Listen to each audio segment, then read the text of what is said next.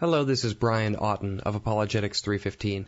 Today I am speaking with New Testament scholar Dr. Craig Blomberg, Distinguished Professor of New Testament at Denver Seminary in Colorado. Blomberg has written on a diverse range of issues, including wealth and poverty, parables, eschatology, hermeneutics, and women in ministry. However, his academic work has tended to focus on the historical Jesus and Gospels research. And so the purpose of this interview is to ask Dr. Blomberg questions surrounding the reliability of the Gospels and how the Christian apologist can best defend them. Thanks for joining me today, Dr. Blomberg. You're very welcome. Thanks for having me. Now, Dr. Blomberg, your area of specialty is in New Testament studies, and one of your most renowned books, written over 20 years ago, is The Reliability of the Gospels. So I'd like to ask you questions surrounding the reliability of the Gospels. But before I do, can you tell me a bit about how you got into this field of study?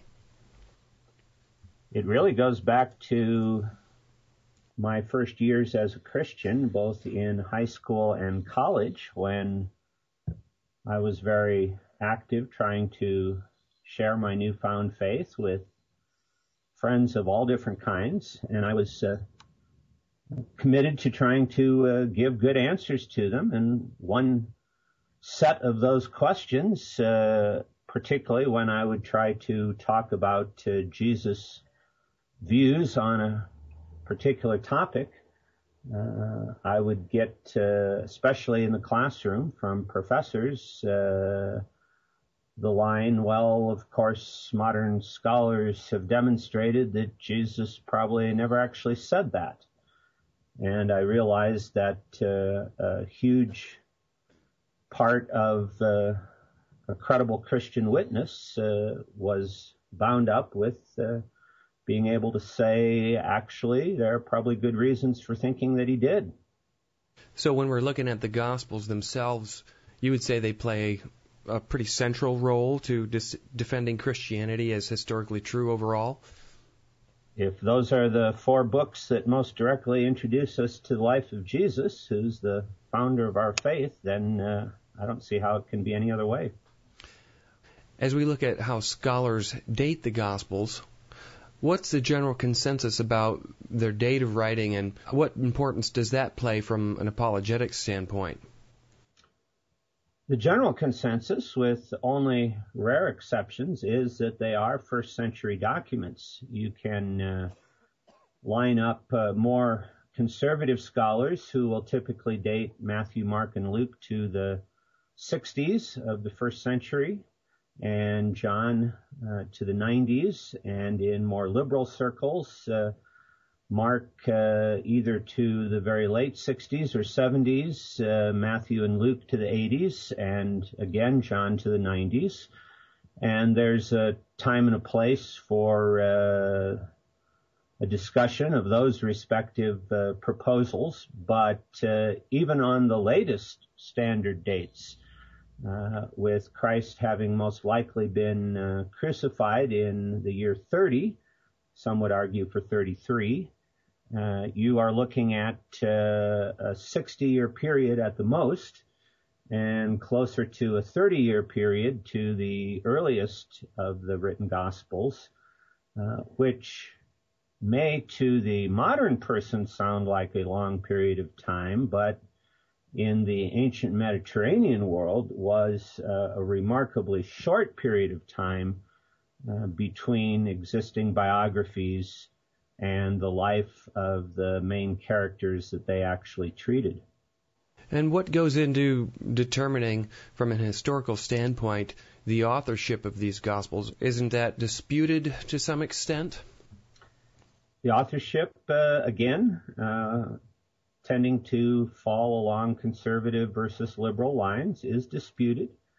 But again, I think it's important to point out what there is agreement on. Even those who do not support Matthew and John, two of Jesus' 12 closest followers, and Mark and Luke, both companions of Peter and Paul, as the actual authors, would say though perhaps the authors are anonymous or unknown to us, they are likely to have been close followers of the first generation of Jesus' disciples, and so they are still in, again, by ancient standards, very good position to be accurate reporters on what they talk about. Well, one of the common things that you'll hear watching, say, the History Channel or whatever, you'll hear documentaries talking about all these other Gospels or missing Gospels or the Gospel of Thomas, the Gospel of Mary Magdalene, you name it, they've written a Gospel, supposedly. So what about other Gospels? How did we arrive at 4 being in the Bible? There are no other documents for which there is solid evidence that their origin is first century, like Matthew, Mark, Luke, and John, although you can certainly find scholars who have created speculative hypotheses about such. If you actually take the time to read the various other documents that have come to be called Gospels, you will discover that none of them is a prose narrative of the life of Jesus covering his birth or time with John the Baptist, followed by a lengthy recitation of his sayings and deeds from many different contexts in his ministry, followed by the events that climaxed in his death and resurrection. Although they have come to be called Gospels, they fall into one of 2 categories, either short collections of narratives that try to fill in the gaps or the perceived gaps left by the canonical literature. So you can find what scholars have come to call infancy Gospels with amazing wonders worked by the baby and the young boy Jesus. Or you can find an elaborate account of what happened when Christ descended to hell, so it was believed, between his death and resurrection. What are primarily in the news are not these kinds of apocryphal Gospels, but the Gnostic literature, the so-called Gnostic Gospels, which are, without exception, not narratives, but collections of discrete sayings or teachings or monologues attributed to Christ, but which breathe a very different air from early first century Judaism.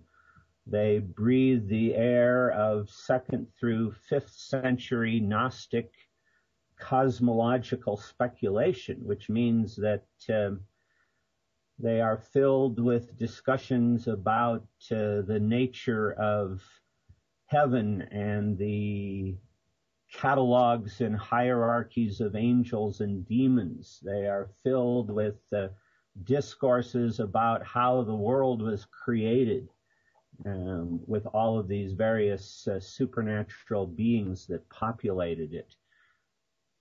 One exception, and really the only document that even very liberal scholars take at all seriously as potentially giving us another window into the real Jesus of history, is the Coptic or Gnostic Gospel of Thomas, which is made up of 114 separate sayings attributed to Jesus, most of them following upon each other with very little narrative connection at all. Occasionally small groups will be on a similar theme before things shift. More than half of them begin simply with the words "and Jesus said," without any context. And among these 114 sayings, there are roughly a third that are very obviously Gnostic and quite different from anything you would find in the New Testament. There are roughly another third that are similar enough to a saying of Jesus somewhere in the four Gospels that they may have been taken over from the Gospels, and in some instances slightly modified. And then the remaining not quite one-third of the sayings are those that are cryptic enough or without sufficient context that they could be understood in an orthodox fashion, but they could be Gnostic as well. And it's typically among those sayings that scholars do occasionally suggest there may be a handful of additional teachings that really do come from Jesus, but they don't allow us to paint a picture of him that is significantly different from what emerges from the canon. Well, when you mention the canon, that is one of the common questions that people have as they get into studying how the New Testament came about. Talk about what the canon is and what that means, and what sort of process went into at least the Gospels, the selection of the Gospels for the canon. Canon is simply an English word that means a rule or standard that comes from a Greek word, canon, that was often used to refer to a measuring rod. When we talk about the canon of the Bible, there is both the Old and the New Testament. Jesus was born into a world in which there already was a Hebrew scripture, the Bible of the Jewish people. And when one comes to the New Testament, we are talking about a process that began early in the 2nd century at the latest, culminating in the 4th century, in which Christians increasingly sensed that it was appropriate, just as God's covenant with Israel was ratified and inscripturated by the books of Moses, Genesis through Deuteronomy, and the accounts of the origins of the people of Israel, that it was only natural to expect God to do something similar, given the Christian conviction that Jesus was the one who inaugurated a new covenant that in fact was the fulfillment of what prophets of the Old Covenant had foretold.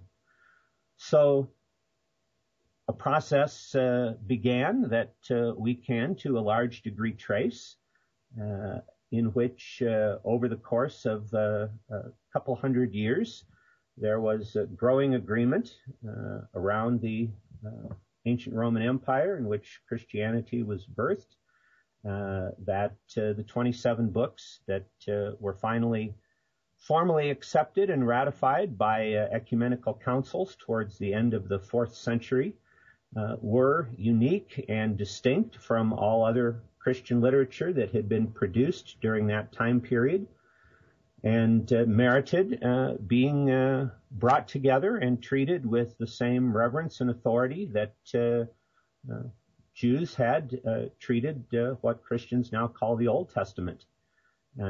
As far as the Gospels go, there really was very little debate. The 6 books of the 27 of the New Testament that we can find at least a little bit of discussion and debate over are Hebrews, James, 2 Peter, Jude, 2nd and 3rd John, and the book of Revelation. And as listeners can tell, that list does not include any of the 4 Gospels or Acts or any of the letters of Paul. There were 1 or 2 very minor discussions, very isolated to certain locations, as to whether or not 1 or 2 of the apocryphal or Gnostic Gospels should be included. And what's fascinating about those conversations is that they took place in Orthodox circles. We have no record in any of the wide body of actual Gnostic literature of any Gnostic ever putting forward one of the Gospels as to be treated on a par with the rest of the New Testament. So the criteria that tended to be used were threefold, looking for works that were believed to reflect the true and faithful apostolic tradition of the first generation of Jesus' followers, typically written by an apostle or a close associate of an apostle. A second criterion was the criterion of non-contradiction, believing that these works were consistent with the Old Testament and with Old Testament prophecy. One of the fascinating things about the Gnostic literature is they are very anti-Semitic and not consistent with Jewish claims at all, even to the point of at times calling the Jewish God a separate God from the God of the Christians and a lesser and inferior and evil God. And then the third criterion was simply one of very widespread use and acknowledgement that there was an inspired or inspiring sense to these documents. Just because somebody in one location may have particularly valued an early Christian text wasn't sufficient. It was the view of the councils that books should be included that had been used from their inception and viewed as widely relevant and authoritative in virtually every part of the Christian world. Well, you mentioned there how the Gospels were accepted very early and they were recognized as authoritative quite early. I noticed today there are a lot of skeptics who would discount any sort of references to the Gospels or New Testament documents and would opt for giving more weight or authority to things that are found outside of what we find in our New Testament or our Bible today. Why do you think that is? And, are these non-canonical sources better or more authoritative than what's in our Bible today? Ours is a culture of the new. We sell products by advertising that they are new and improved. In the ancient world, all modern marketers would be unemployed because to be new was to be suspect, and to be old, and to be tried and tested, and to have survived for centuries and been useful guidance for people was what folks in the ancient Mediterranean world looked for. I'm afraid that we have cultivated, not only through advertising, but through the media more generally, what is considered news and what isn't, and countless other phenomena, a curiosity about that which is new, different, distinctive, and Christianity is now an old message, an old story. It's been around for 2,000 years. Those who perhaps understand the challenge that Christianity poses for them, the universal claims that it makes on people's lives, saying that Jesus is someone with whom all people have to come to grips and make a decision about, may find it convenient to run from that call and that commitment by preferring other worldviews, other religions, other perspectives that tickle their ears, to borrow language from the New Testament. But these are not documents that have first century pedigree. These are not documents that breathe the air of the same worldview and culture of the New Testament. Even those that seem to be more sympathetic to certain modern agendas, like the apparent pro-feminism of some of the Gnostic documents have to be used very selectively in order for them to appear to promote those causes, because texts that are conveniently ignored promote a very chauvinist form of religion, even more so than some of the New Testament documents at times appear to do. Now, as we continue along here, I want to ask you some questions or present objections that some might have to trusting the gospel accounts, and I'd like to get your take on them. Now, first off, this is kind of the perspective I would take as a skeptic, basically along this line. What do we do with the issue of miracles when we're looking at the Gospels? Like, we're reading along and everything seems fine, but then we see accounts of walking on water, loaves and fishes being multiplied. What should we think? Is this really historical? How do we deal with the issue of miracles in what would be normal historical documents like the gospel accounts? If you begin from a starting point that excludes the possibility of the supernatural a priori, then obviously you have to explain these texts as mythical, or perhaps that people were fooled into thinking they saw or experienced things that weren't what have actually been described in the New Testament. If you begin from an anti-supernatural position, then by definition you have to be an atheist. You have to exclude God, who is quite supernatural.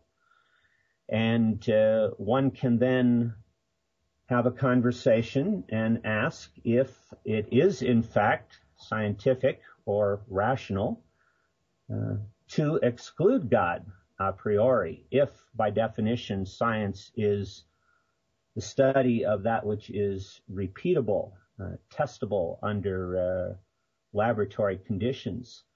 Many scientists today are much more cautious than even a generation ago about saying that science has any ability to pronounce one way or the other on the existence of God or the supernatural. Even if one were to take that position, it's quite interesting that one can find many other ancient texts that occasionally contain accounts of the miraculous that classical scholars still rely on for providing reasonably accurate history about the other kinds of things they describe. If you study the accounts in Roman history that describe Julius Caesar finally deciding to cross the Rubicon River back from Gaul into Italy and commit the Republic to the war that would turn the Republic into the Empire, you discover that we have those accounts in 4 different Roman historians, and at least one of them includes a number of miracle stories along the way. Yet that doesn't stop students of world history from recognizing that Caesar crossing the Rubicon is one of the most well-known and historic and believable and datable events of what we now call the 1st century BC.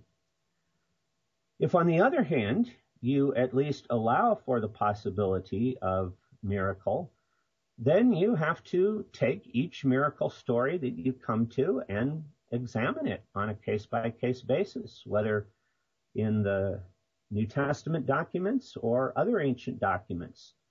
You have to ask questions of genre. Are these intended to be myths? Are there textual signals that suggest that something other than history is being presented, as there commonly are in the myths of ancient Greece and Rome? Signals that we don't find in the New Testament stories.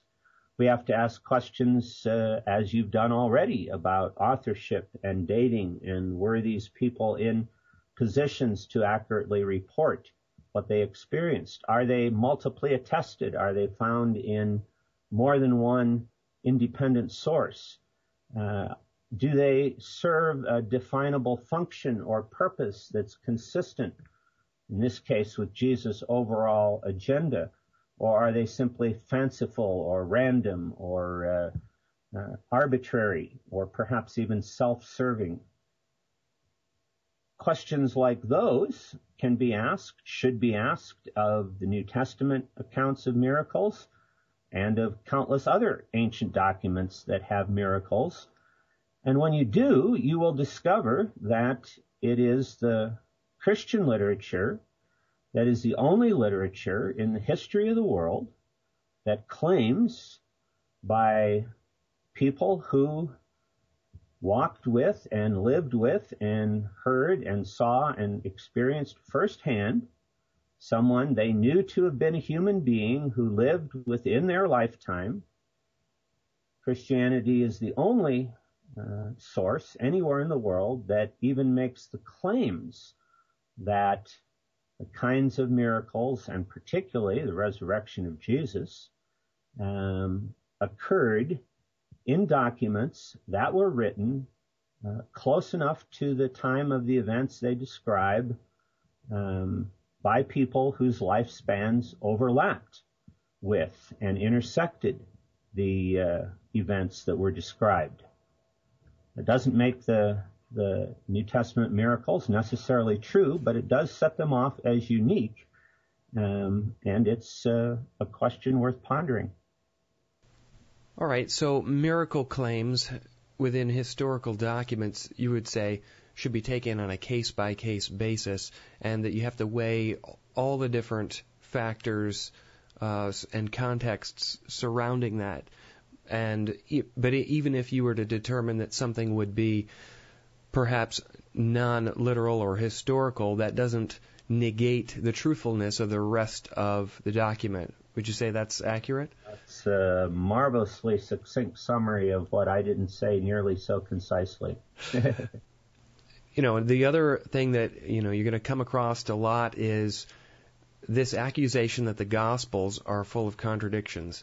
Now, I don't know of specific examples that I want to pull out right now, but I want to know from your perspective as a New Testament scholar, when you hear people, quote-unquote, on the street say something along the lines of, the New Testament or the Gospels are full of contradictions, what goes through your head when you hear that?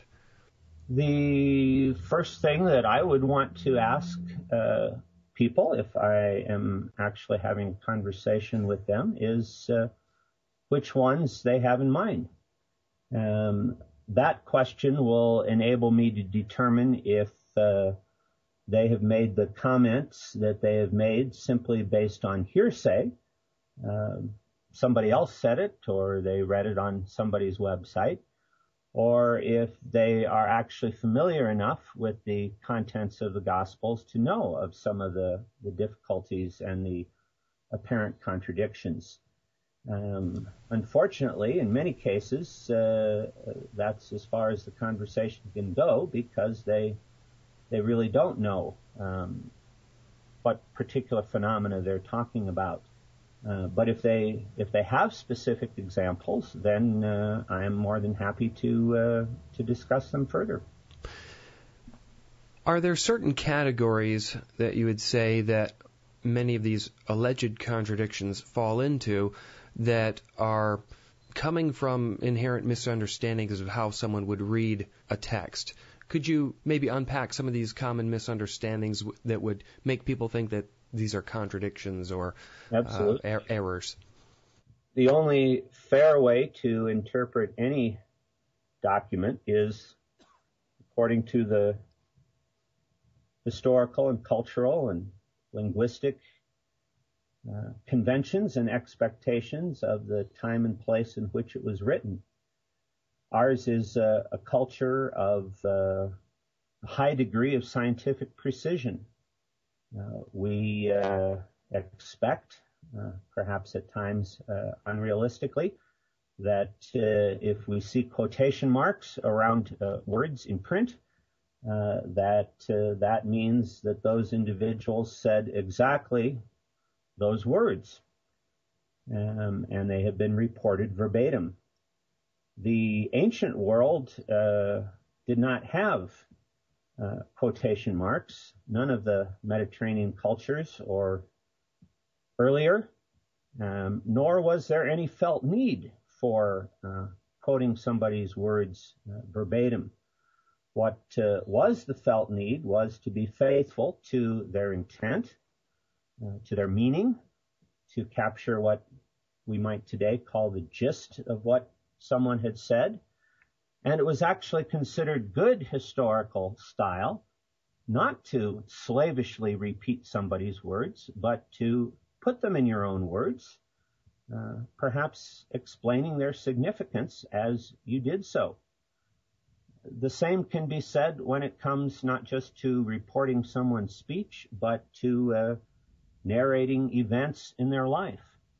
There are countless ways to be faithful and true to a person's experience, and yet put them within interpretive frameworks that can differ from one biographer to the next. There clearly are ways to distort and misrepresent people as well.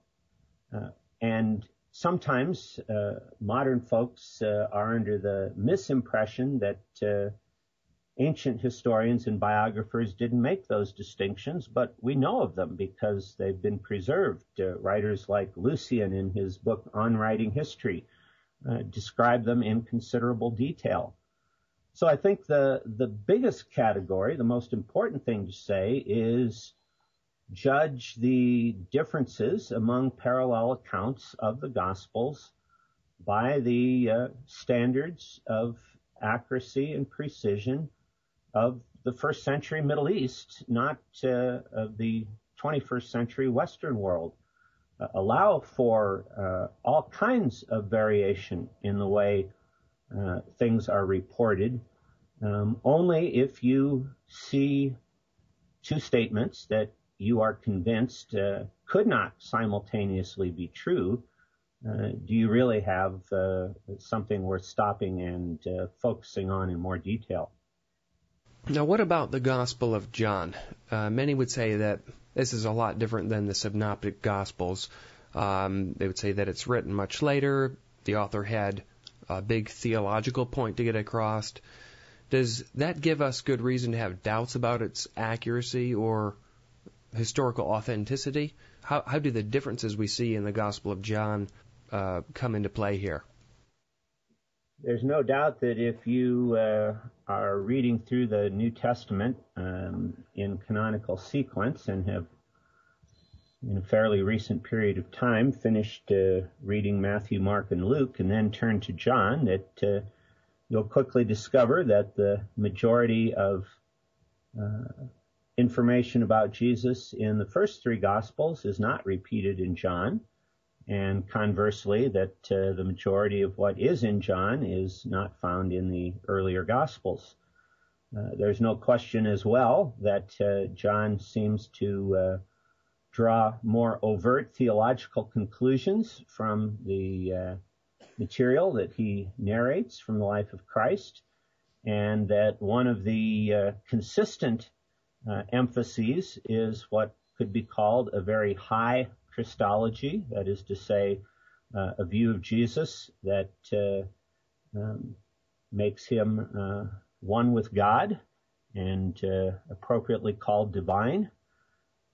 Again, the question is, are these simply complementary perspectives?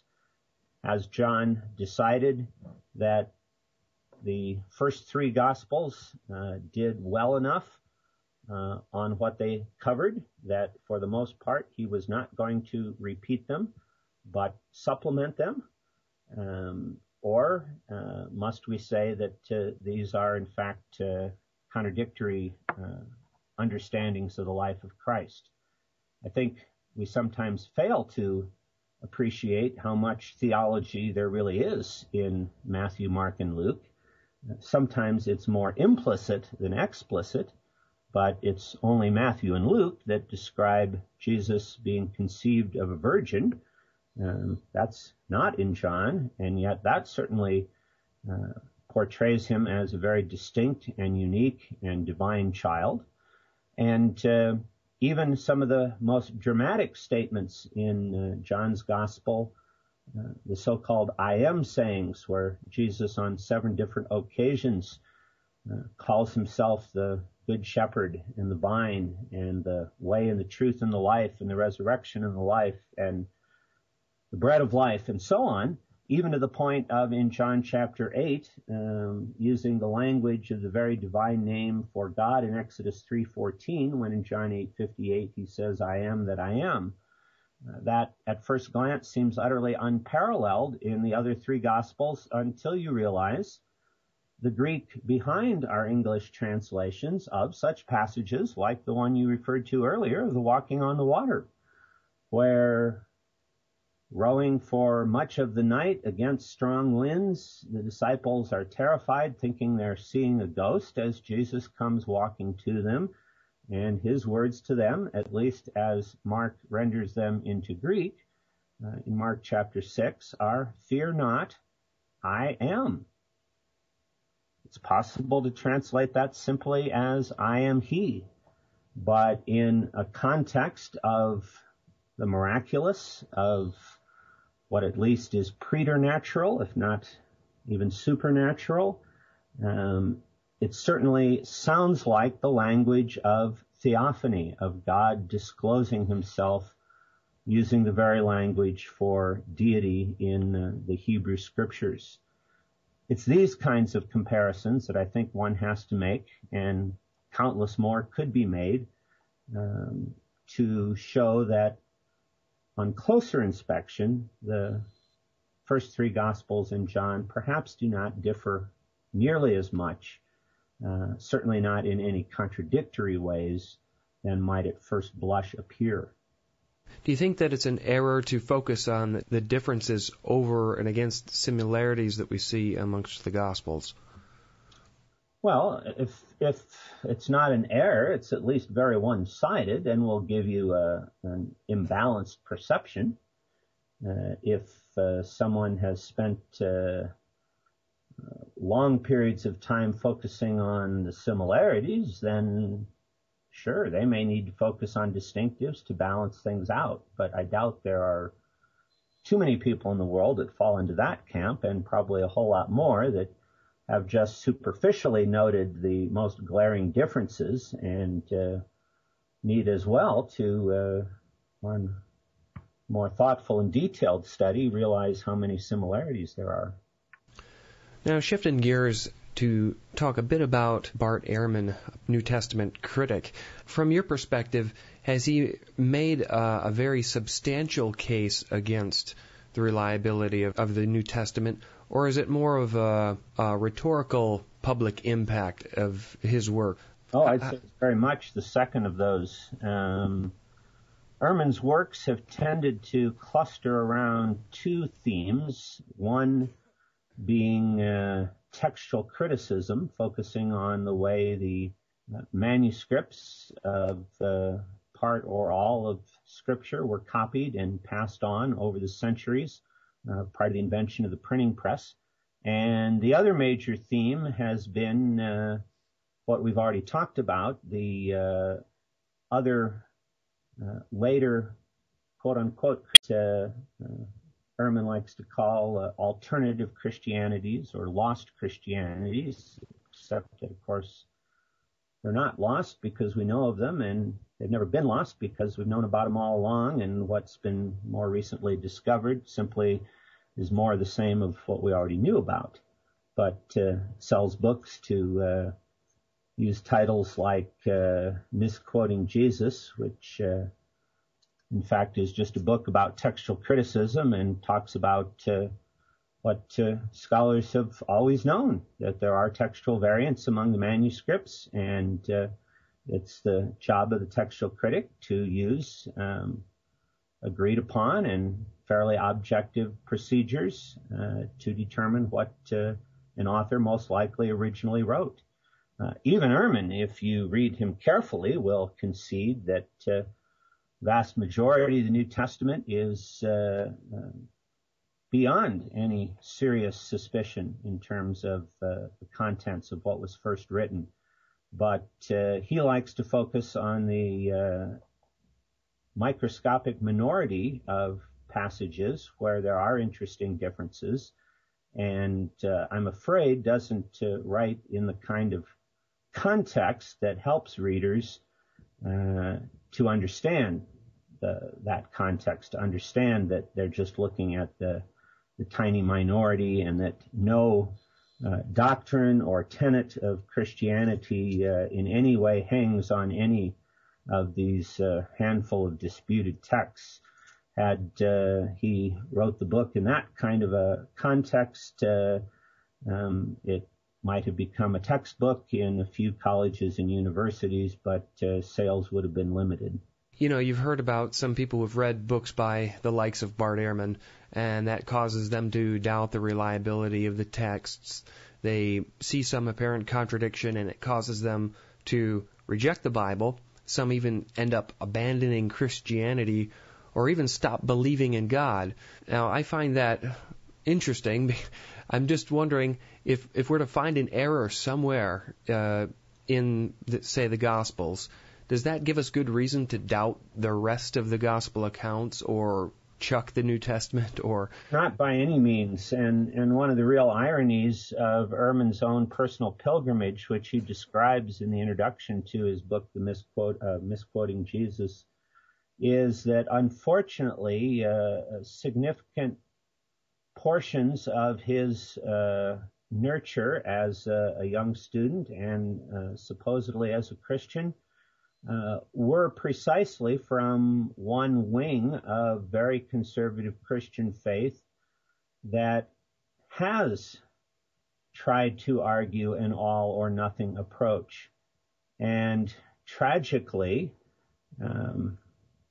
they apparently convinced Ehrman more of the all or nothing approach than they did of the actual case for the reliability of Scripture, so that when he found a passage that he did not find to his satisfaction a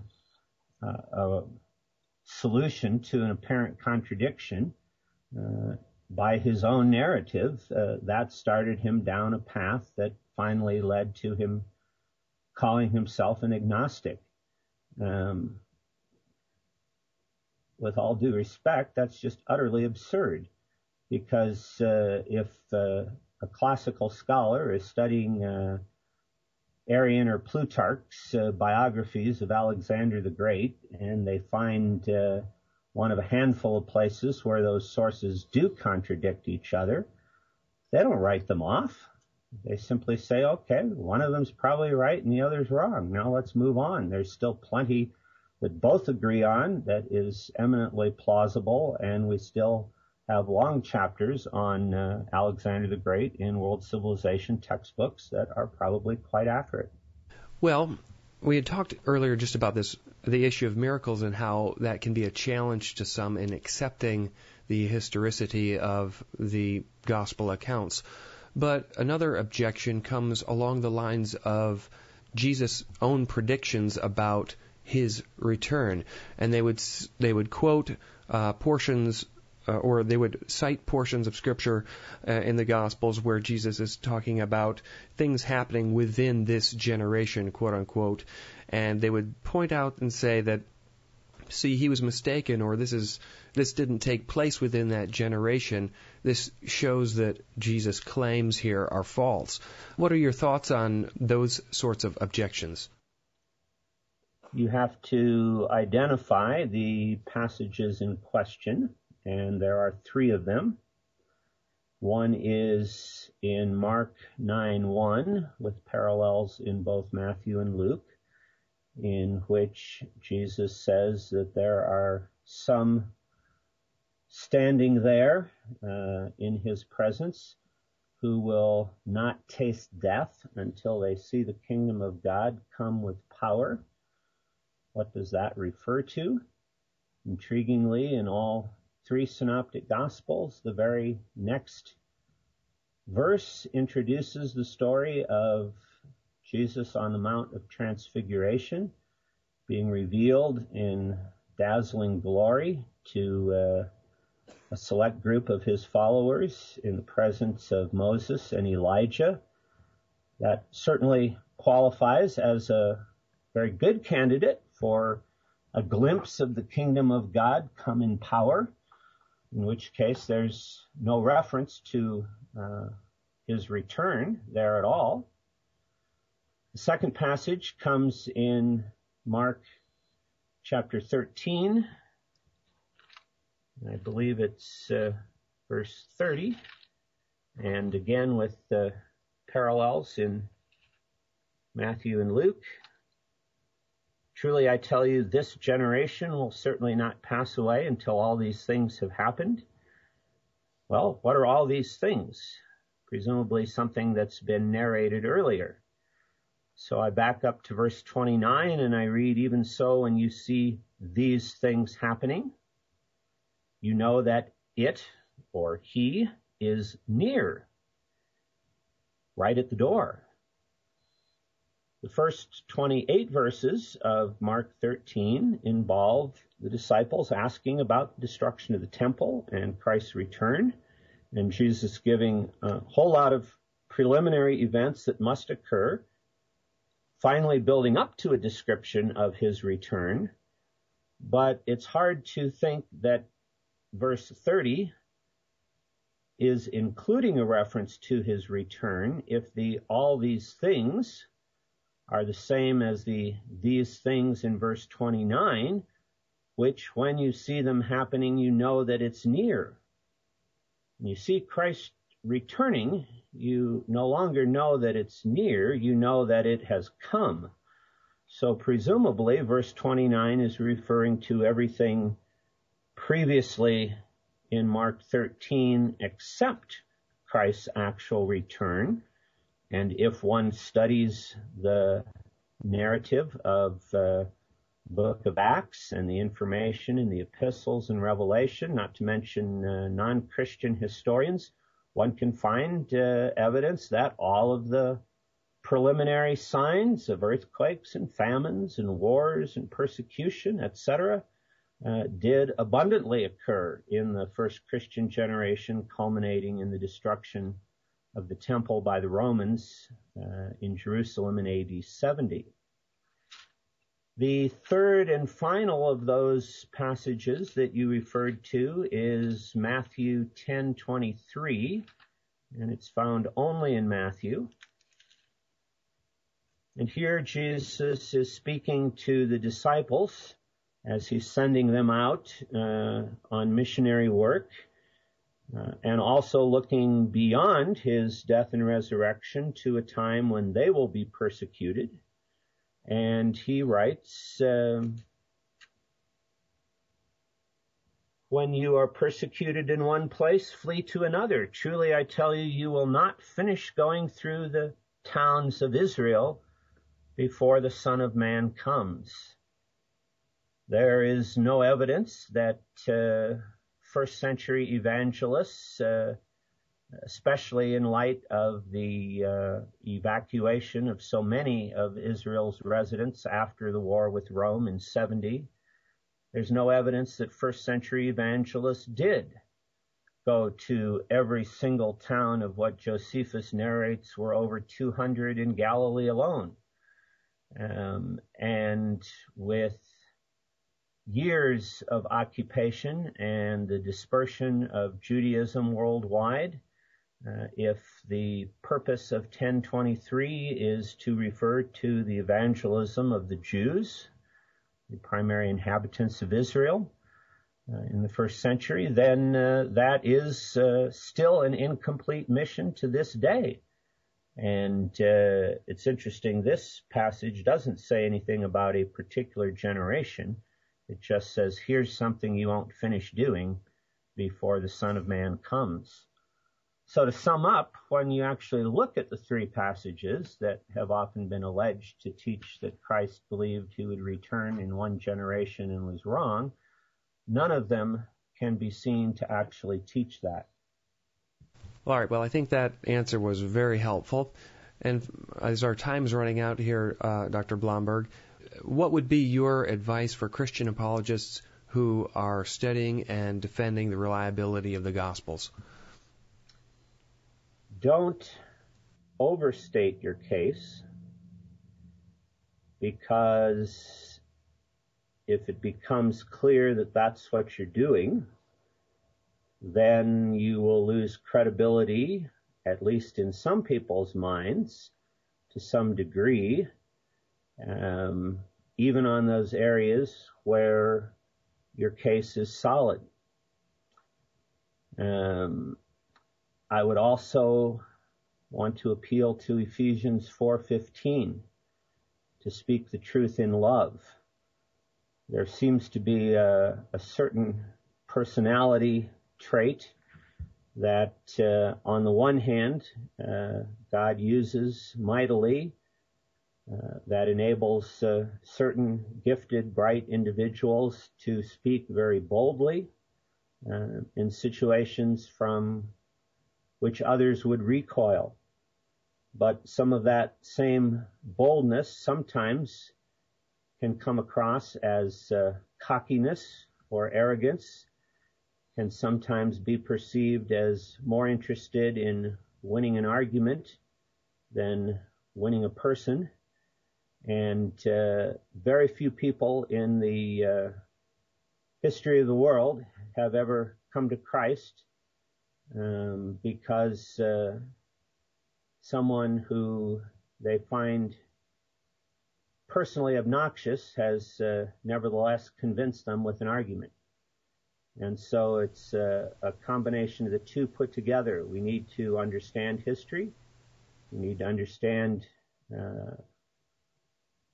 what is and is not true, what can and cannot be demonstrated, what is that which Christians believe by faith, and what it is that Christians have good historical support to affirm as well. And then we have to remember that we are interacting with human beings whom God dearly loves and for whom he sent his son to die. And we need to love them at least as deeply and passionately as we try to win them with our arguments. Well, that's excellent advice. Dr. Blomberg, thank you so much for joining me today. Thank you for having me. It's been a pleasure. I've been speaking with New Testament scholar Dr. Craig Blomberg, Distinguished Professor of New Testament at Denver Seminary in Colorado. Links to his resources can be found at today's blog post at Apologetics315. If you've enjoyed this interview, please share it with a friend via Facebook or Twitter. And don't forget, you can subscribe to the interview's podcast feed using the links at today's blog post or from within iTunes. This is Brian Auten of Apologetics315, and thanks for listening.